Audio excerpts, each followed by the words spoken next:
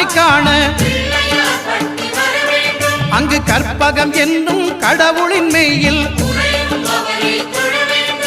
சூரியன் முதலாய் 9 கிரகமும் பலவித குணங்களை கொண்டிருக்கும் எங்கள் கற்பக தருவில் அவை வரும்போது ஒன்றாய் சேர்ந்து பலனளிக்கும்.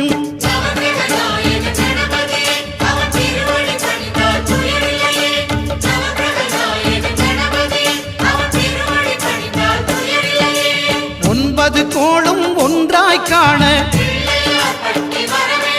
அங்கு கற்பகம் என்னும் கடவுளின் மெய்யில்